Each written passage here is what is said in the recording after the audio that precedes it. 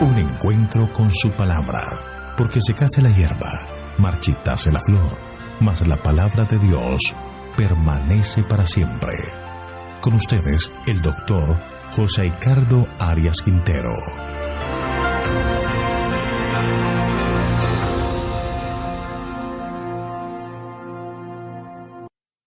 Hoy vamos a estudiar Isaías capítulo 9, nacimiento y reinado del Mesías.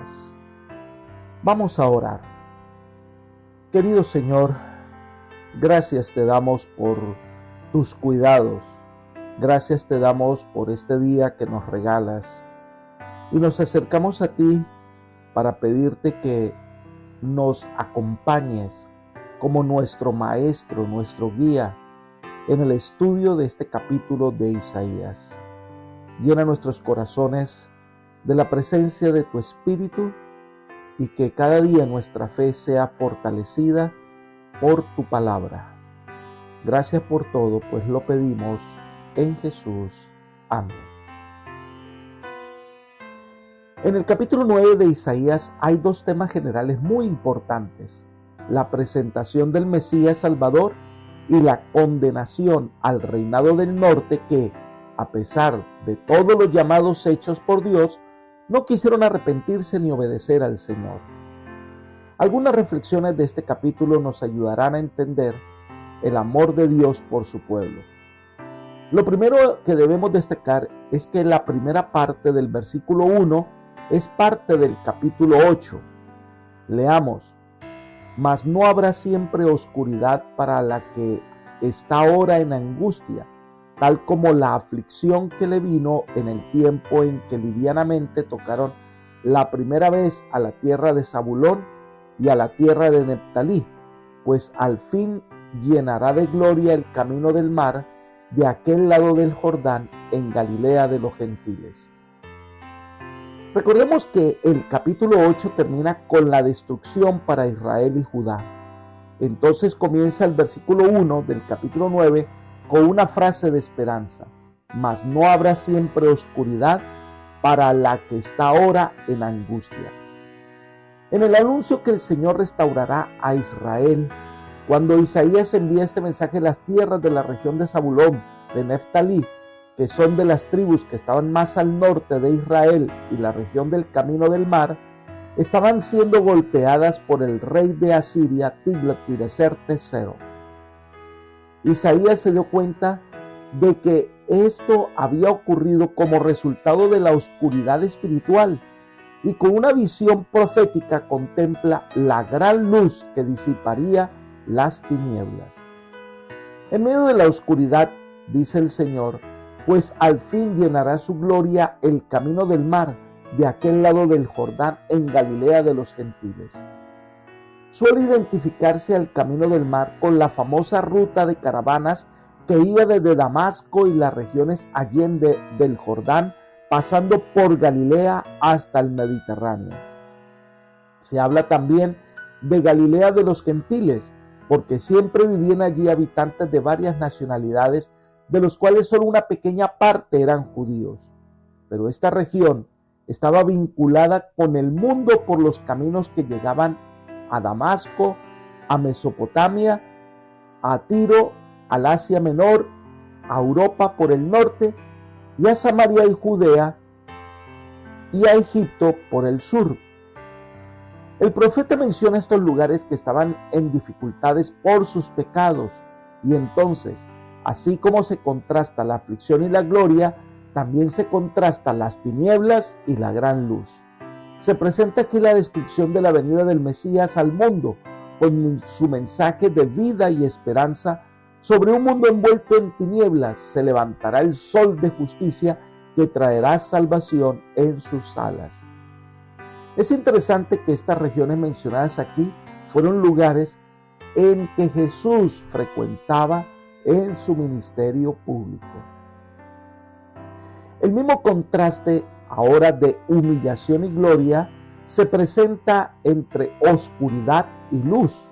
En el versículo 2 dice: el pueblo que andaba en tinieblas vio gran luz. A los que moraban en tierra de sombra de muerte, luz le resplandeció sobre ellos. Esta región que vivía en tinieblas, que desde su cautiverio, el de las 10 tribus, que fue en el año 723 o 722 a.C., y desde ese entonces Galilea estuvo sometida a poderes extranjeros y privada del ministerio de los sacerdotes o de los profetas. Esta región, que estaba en oscuridad, verá la gran luz con la llegada del Mesías. Por supuesto que se refiere a la obra mesiánica de dar esperanza y vida. El enemigo de las almas cierne en el mundo de oscuridad, rodea a las personas de engaño y promueve la ignorancia. La única esperanza es la luz que Dios puede dar para salvarnos del pecado. Ellen White comenta: Satanás arrojaba su sombra infernal sobre la senda de los hombres a fin de impedirles que adquirieran un conocimiento de Dios y del mundo futuro. Multitudes moraban en sombra de muerte. Su única esperanza consistía en que se disipase esta lobreguez para que Dios pudiese ser revelado. Libro Profetas y Reyes, página 507. Por eso el Evangelio nos presenta a Jesús como la luz de los hombres. En los versículos 3 al 7, el profeta presenta aquí un cuadro de días más brillantes y felices cuando el Mesías viniera a su pueblo portando gozo y paz. Miremos el versículo 3. Multiplicaste la gente y aumentaste la alegría. Se alegrarán delante de ti como se alegran en la siega, como se gozan al repartirse un botín. Se compara con la fecha de las cosechas y para los judíos la fiesta de los tabernáculos era muy especial. Era una ocasión de alegría y acción de gracias. Tenían la plena seguridad que Dios estaba con ellos. Recordemos que Cristo vino a proclamar el año agradable a nuestro Dios. Vino a dar paz y alegría a los hombres. Sigamos con el versículo 4. Porque tú quebraste su pesado yugo, la vara de su hombro y el cetro de su opresor, como en el día de Madián. Según este versículo, el Mesías daría libertad de aquellas naciones que los oprimían. Se habla de Madián. Algunos ven en esto una referencia al triunfo de Gedeón con sus 300 hombres. Habrá tanta alegría como la hubo en ese momento. Versículo 5. Porque todo calzado que lleva el guerrero en el tumulto de la batalla y todo manto revolcado con sangre serán quemados, serán pasto del fuego. Esta es una figura de batalla, de guerra, de luchas, de derramamiento de sangre. Pero también es una figura de una victoria final, tanto que las tropas de guerra desaparecerán. Esta esperanza es la que nosotros esperamos se cumpla cuando Cristo venga a poner fin al gobierno del mal en este mundo y establezca su reino eterno de justicia. Ellen White describe ese momento al decir: cesaron las burlas, callan los labios mentirosos, el choque de las armas y el tumulto de la batalla con revolcamiento de vestidura en sangre han concluido. Solo se oyen ahora voces de oración, llanto y lamentación. De las bocas que se mofaban poco antes, estalla el grito: el gran día de su ira es venido, ¿y quién podrá estar firme? Los impíos piden ser sepultados bajo las rocas de las montañas, antes que ver la cara de aquel a quien han despreciado y rechazado. Libro El conflicto de los siglos, página 625. Ha cesado la persecución, la batalla se ha definido y los hijos de Dios saldrán victoriosos. En los versículos 6 y 7 entonces se nos presenta el Mesías. Miremos en primer lugar el versículo 6. Porque un niño nos ha nacido, hijo nos ha sido dado, y el principado sobre su hombro. Se llamará su nombre admirable, consejero, Dios fuerte, Padre eterno, príncipe de paz. Isaías concluye su anuncio de la futura era de paz con una notable profecía acerca del gran príncipe de paz. En este mundo nunca se logrará la paz mediante esfuerzos humanos. Es el futuro rey el que llenará la tierra con justicia y santidad. Indudablemente, no hay sino una persona en todo el universo a la cual pueda aplicarse completa y adecuadamente la descripción que aquí se presenta. Esa persona es Cristo. En ningún otro pasaje de la Biblia se encuentra la exactitud del pensamiento, la hermosura de expresión o la intensidad del sentimiento que se encuentra aquí en la descripción del Salvador y futuro Rey del mundo. En verdad, Isaías había contemplado una visión del Señor de gloria cuando escribió estas palabras. Esto, por supuesto, es un anuncio profético más excelso de Cristo, el Dios encarnado.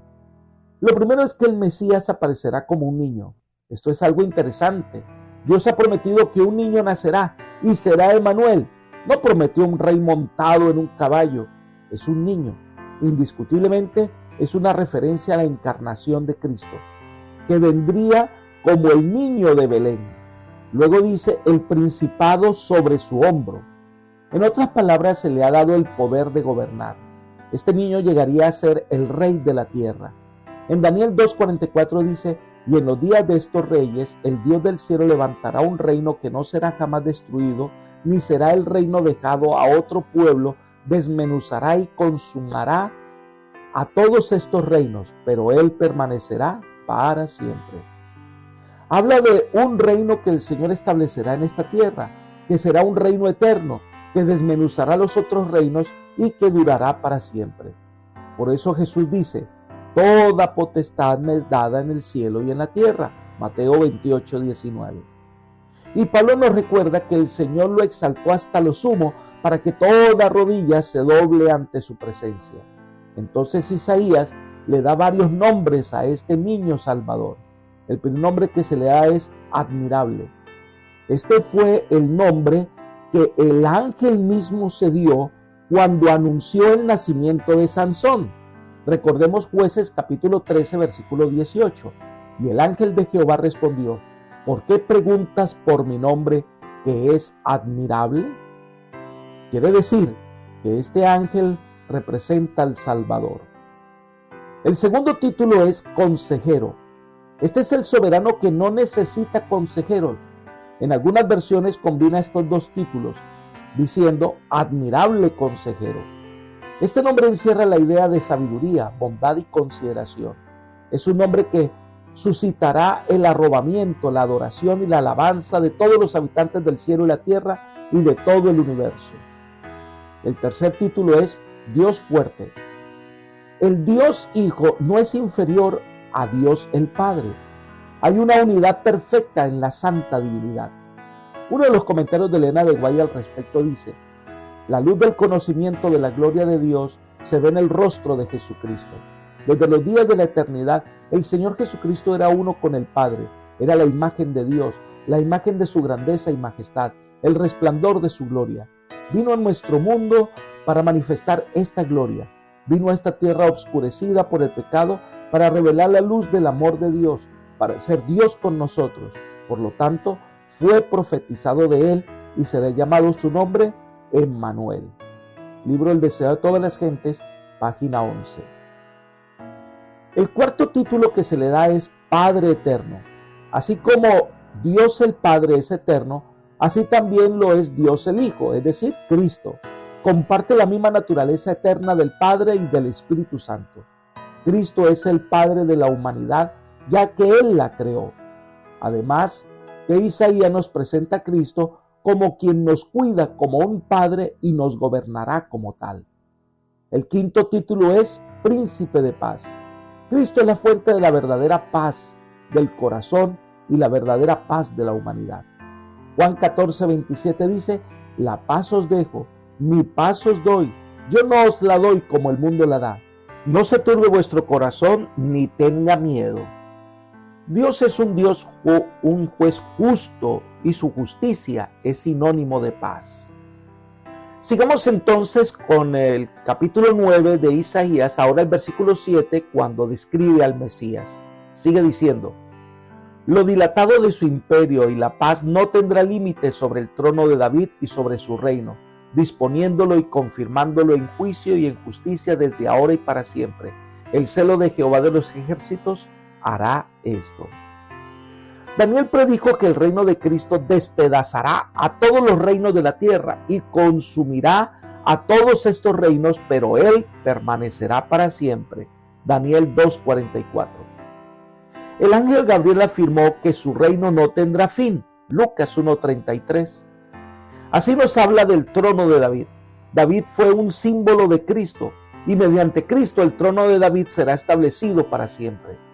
Dice entonces que él será el verdadero heredero al trono de David. En él se cumplirán las promesas de justicia y paz. Su reino se establecerá para siempre y por eso termina diciendo el versículo 7, y voy a leer en la traducción del lenguaje actual, dice: esto lo hará el Dios Todopoderoso por el gran amor que nos tiene. Estas promesas de salvación y de vida eterna no se nos dan porque nosotros lo merezcamos, no viene como resultado de una lucha que ganamos por nosotros mismos, se nos da por gracia, se nos da porque Él nos ama. El segundo tema que trata este capítulo es el enojo de Dios contra el reino de Israel, el reino del norte, y que este mensaje también se extiende a Judá. Esto está en los versículos 8 hasta el 21. Algunas lecciones importantes de este pasaje. Miremos los versículos 8 y 9. El Señor lanzó una palabra contra Jacob y ella ha caído en Israel. La conocerá todo el pueblo, Efraín y los moradores de Samaria, que dicen con soberbia y con altivez de corazón. Aquí comienza una nueva sección que va hasta el capítulo 10, un mensaje que fue dado entre el año 735 a.C. hasta el 732 a.C. La visión del rey que reinará en gloria ha concluido. Ahora se vuelve a los problemas de la situación inmediata. Este mensaje se dirige en primera instancia al reino del norte, también llamado Israel, o llamado también Efraín o Samaria. Sin embargo, al mencionar a Jacob, se entiende que es un mensaje que incluye también al reino de Judá. Ahora, el problema es que Efraín, el Israel del norte, desea atacar con su aliado Siria al reino de Judá. Pero el Señor, por medio del profeta, envió advertencia a Peca, que era el rey de Israel. Con perversa arrogancia, Peca rehusó aceptar las advertencias pronunciadas por Isaías y decidió llevar a cabo lo que había maquinado en contra del rey Acaz, que era el rey de Judá. Lo que ellos dicen con soberbia se describe en el versículo 10. Los ladrillos cayeron, pero edificaremos de cantería, cortaron los sicómoros, pero en su lugar pondremos cedros. Era un pueblo que no quería recibir la reprensión del Señor, no quería reconocer su pecado, desafían a Dios. Se caen los ladrillos, pues vamos a levantar con rocas a ver si puede volverlos a tumbar.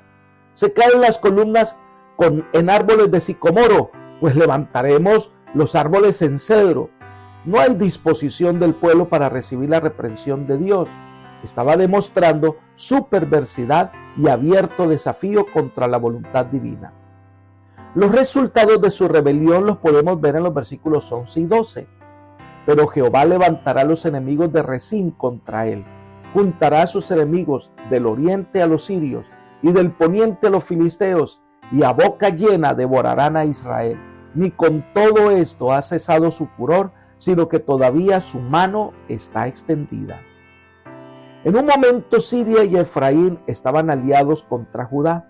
Ahora los sirios rompen esa alianza y se disponen a atacar a Israel. Entonces, por los 4 puntos cardinales será atacado por los sirios, los filisteos, los asirios. Entonces los mismos aliados en los que confiaron vendrán y devorarán y destruirán para siempre. Pero a pesar de este mal, Dios todavía tiene su mano extendida para castigar, ya que no quieren venir a Él, ya que esta nación no quiere aceptar su llamado, entonces sufrirán los resultados de su pecado. En los versículos 13 al 18 de este capítulo 9 nos presenta la otra razón del castigo de Dios.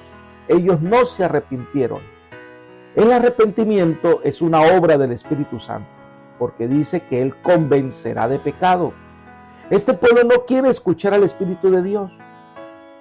Cometen el pecado imperdonable, que es el pecado del cual no nos arrepentimos ni confesamos. Miremos el versículo 13. El Dios Todopoderoso castigó a su pueblo, pero éste no se arrepintió ni buscó su ayuda. Dios había prometido que el pueblo pasará por ciertas circunstancias para que reconocieran su pecado y que reconocieran que eso los estaba alejando de Dios. Era un medio para llamarlos al arrepentimiento. Pero ellos no aceptaron el mensaje de reprensión y siguieron en su maldad y perversidad. Por eso vendrán castigos más severos. Versículo 14. Y Jehová en un mismo día cortará de Israel cabeza y cola, rama y caña. Puesto que Israel no se arrepintió, el Señor no tuvo más remedio que enviar más castigos, los cuales cortarían de Israel cabeza y cola. La nación sería totalmente destruida y los castigos caerían especialmente sobre los que habían hecho descarriar a la nación. Son falsos consejeros, versículo 15. El anciano y venerable de rostro es la cabeza, el profeta que enseña mentiras es la cola. Estos dirigentes destacados de Israel, príncipes, jueces, jefes militares y otros funcionarios, el Señor los castigará de manera más severa, porque en vez de dar dirección espiritual y guiar por sendas de justicia, llevaron al pueblo por el camino del error y la necedad. En toda nación no había gente más despreciable que aquella cuya responsabilidad era proporcionar dirección espiritual, pero que conducían al pueblo por el camino del error y de la maldad. Isaías no escatimó palabras al presentarles sus mensajes de reprensión, no solo aquí en este pasaje, sino a través de todo el libro. Miremos el versículo 16. Porque los gobernantes de este pueblo son engañadores y sus gobernados se pierden. Israel ha fracasado porque sus gobernantes se pierden y han llevado al pueblo por el camino de la mentira y por el camino de la muerte. Las naciones deben tener dirigentes, pero los caudillos algunas veces conducen al pueblo por caminos equivocados. Muchas naciones se han arruinado porque sus dirigentes se han descarriado. El que aspira a ser dirigente debería considerar con seriedad la pesada responsabilidad que acompaña al liderazgo. La suerte de la nación depende de su consejo y ejemplo. Israel fracasó porque sus dirigentes descarriaron al pueblo.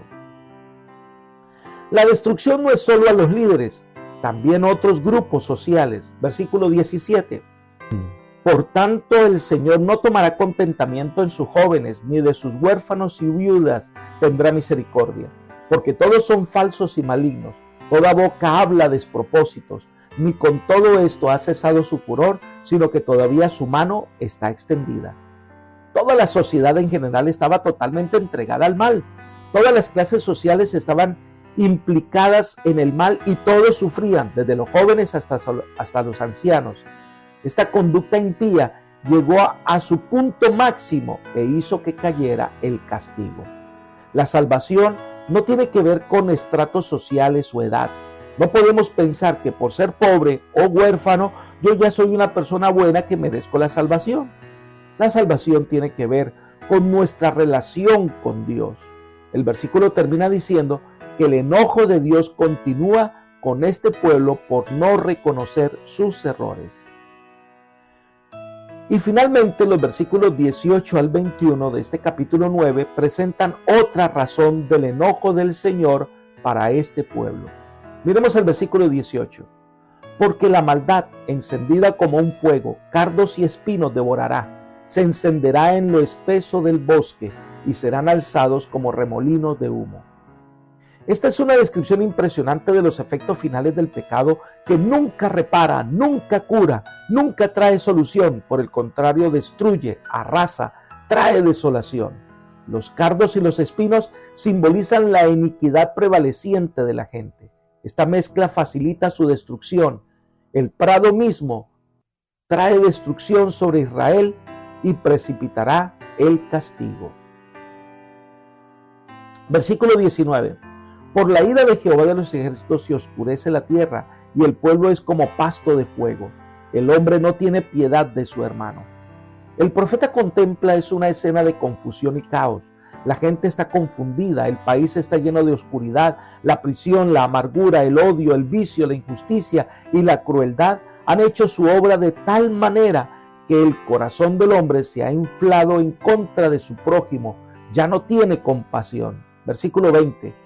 Cada uno devora a la derecha y tiene hambre, come a la izquierda y no se sacia, cada cual come la carne de su prójimo. Estos son los efectos últimos de la codicia y la corrupción. El egoísmo se destruye solo porque no se interesa en el bienestar de ninguno y de esta manera, al tratar de perjudicar a los demás, se está dañando a sí mismo. Es una nación donde no hay estabilidad, donde cada uno mira cómo perjudicar al otro. Lo que viene como resultado es el caos y la destrucción. Versículo 21.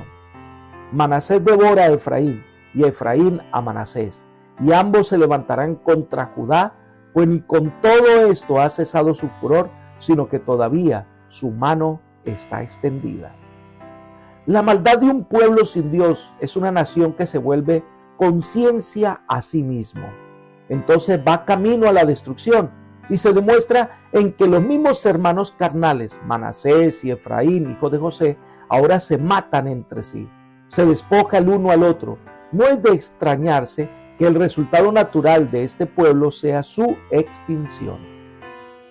Apreciado amigo y hermano, el Salvador se presenta a todos los seres humanos. La vida eterna está disponible a todos los hombres, pero solo aquellos que aceptan al Mesías, solo aquellos que reciben al Príncipe de Paz en su corazón, van a ser salvos. Por eso hoy viene el Señor a convencerte de pecado, a mostrarte tus errores, a mostrarte el camino que debes seguir. No resistas la voz de Dios, escucha al Señor y sigue sus pisadas, porque su camino es camino de vida. Que el Señor te bendiga y te guarde, es mi oración por ti. Amén.